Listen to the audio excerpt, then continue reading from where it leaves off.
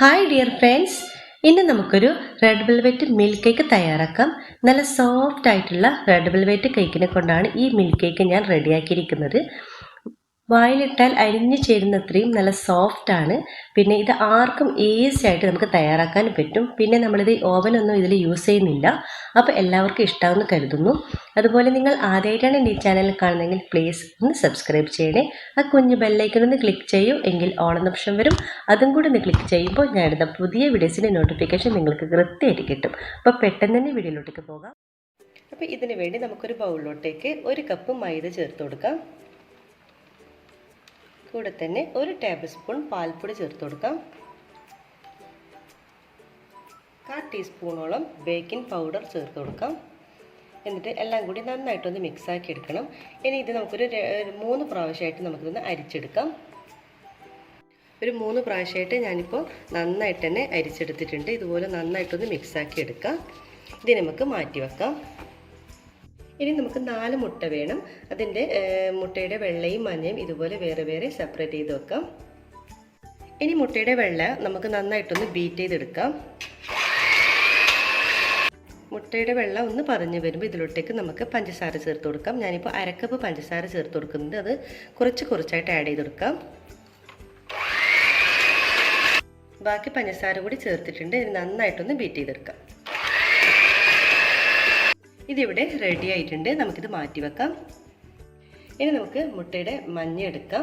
ഇതിലോട്ടേക്ക് ഒരു 1/4 teaspoon vanilla essence ചേർത്ത് കൊടുക്കാം. ഈ ഒരു സമയത്ത് നമ്മൾ വാനില എസൻസ് ചേർത്ത് കൊടുക്കുമ്പോൾ ആ മുട്ടയുടെ ആ ഒരു ബാഡ് സ്മെല്ലെല്ലാം മാറിക്കിട്ടും. ഇനി ഇതിലോട്ടേക്ക് കുറച്ച് ഉപ്പ് ചേർത്ത് കൊടുക്കാം. പിന്നെ ഒരു 2 ടേബിൾ സ്പൂണോളം പഞ്ചസാര കൂടി ചേർത്ത് കൊടുക്കുന്നുണ്ട്. ഇതിന് നന്നായിട്ടൊന്ന് മിക്സാക്കി എടുക്കാം. ഇതിലോട്ടേക്ക് ഒരു 1/4 കപ്പ് ഇളം ചൂടുള്ള പാല് ചേർത്ത് കൊടുക്കാം. കൂടെ തന്നെ ഒരു 1/4 കപ്പ് ഓയിൽ ചേർത്ത് കൊടുക്കാം. സൺഫ്ലവർ ഓയിലാണ് ഞാനിപ്പോൾ ചേർത്തിട്ടുള്ളത്.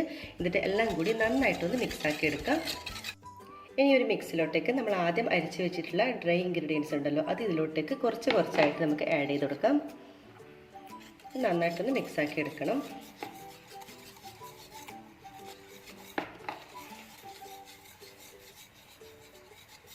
ഇനി നമ്മുടെ ഈ ഒരു മിക്സ് നമ്മുടെ ഒരു മുട്ടയുടെ വെള്ളയിലോട്ടേക്ക് ചേർത്ത് കൊടുക്കാം.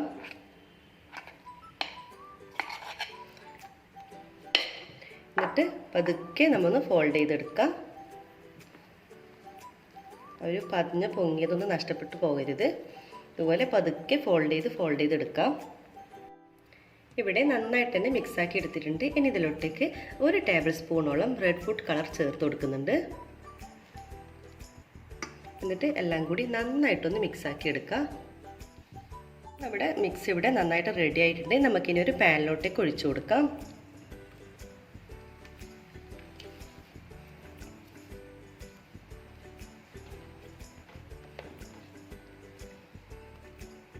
നന്നായിട്ടൊന്ന് ഇതുപോലെ ടാപ്പ് ചെയ്തെടുക്കാം. അടച്ചു വെച്ചിട്ട് നമുക്കൊരു 30-35 മിനിറ്റ് വരെ നമുക്കിതൊന്ന് ബേക്ക് ചെയ്തെടുക്കാം.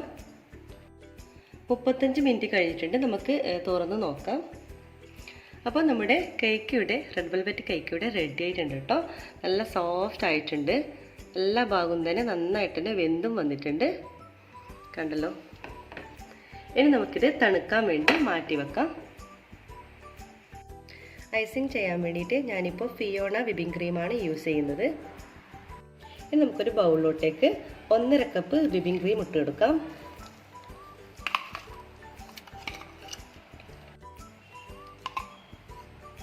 നല്ല സ്റ്റിഫായി വരുന്നത് വരെ നമുക്കിതൊന്ന് ബീറ്റ് ചെയ്തെടുക്കണം.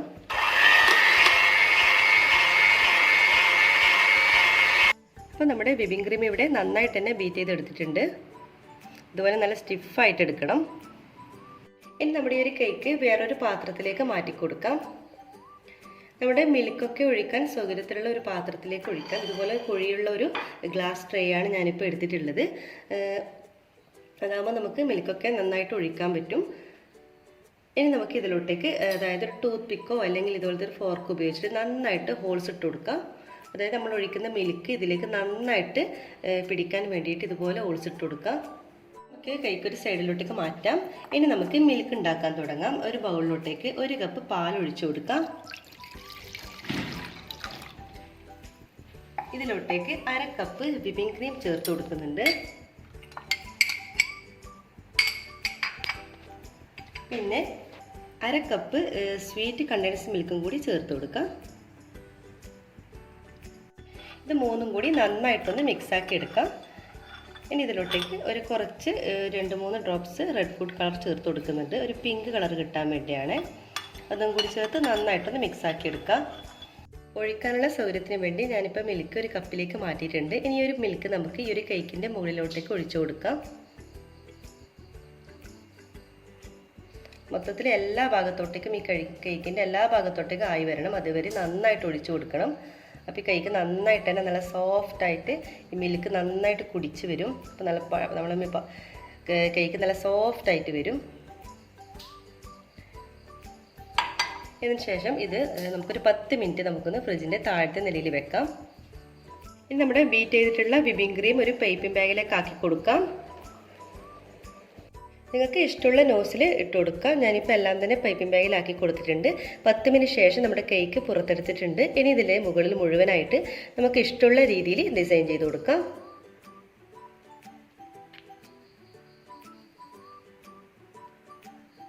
ഇതുപോലെ മൊത്തത്തിൽ നമുക്ക് ഡിസൈൻ ചെയ്യണം. ഇതുപോലെ മൊത്തത്തിൽ തന്നെ നമുക്ക് ഡിസൈൻ ചെയ്ത് കൊടുക്കാം.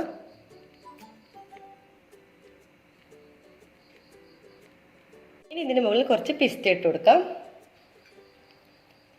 ഇനി നമുക്കിതൊരു 4 മണിക്കൂറോളം ഫ്രിഡ്ജിൽ നമുക്ക് താഴത്തെ നിലയിലൊന്ന് വെക്കണം. അതിന് ശേഷമാണ് നമ്മളിത് കട്ട് ചെയ്തെടുക്കേണ്ടത്. അപ്പോഴേക്കും നല്ല സോഫ്റ്റ് ആയിട്ടുള്ള നമ്മുടെ കേക്കായി മാറും.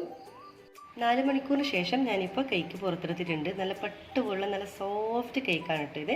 അപ്പോൾ നിങ്ങൾക്ക് എല്ലാവർക്കും ഈ ഒരു വീഡിയോ ഇഷ്ടമായി എന്ന് കരുതുന്നു. എല്ലാവരും തന്നെ ഇത് ട്രൈ ചെയ്ത് നോക്കണേ. അപ്പോൾ നമുക്കിത് കട്ട് ചെയ്ത് നോക്കാം. നമുക്ക് കട്ട് ചെയ്തിട്ട് വേറൊരു പ്ലേറ്റിലോട്ടേക്ക് മാറ്റാം.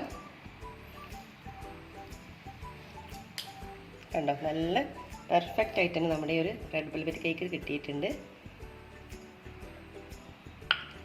ഇനി ഞാനിതിൻ്റെ മുകളിൽ കുറച്ചും കൂടി നമുക്ക് ഡെക്കറേറ്റ് ചെയ്തെടുക്കാം. ഞാനിപ്പോൾ വേറൊരു റെഡ് വെൽവെറ്റ് കേക്കും കൂടി ഉണ്ടാക്കിയിട്ടുണ്ടായിരുന്നു. അതൊന്ന് ചെറിയൊരു കപ്പിലിട്ട് ഒന്ന് പൊടിച്ചിട്ടുള്ള ഒരു കേക്കും കൂടി ഇതിൻ്റെ മുകളിലേക്കൊന്ന് സ്പ്രെഡ് ചെയ്ത് കൊടുക്കാം. ഇത് കാണാനുള്ളൊരു ഭംഗിക്ക് വേണ്ടിയാണ്. അതിന് ശേഷം നമുക്ക് ഈ ഒരു നമ്മുടെ മിൽക്ക് നമുക്ക് ഒഴിച്ചു കൊടുക്കാം. ഇങ്ങനെ മിൽക്ക് ഒഴിച്ചിട്ടാണ് നമ്മൾ സെർവ് ചെയ്യേണ്ടത്.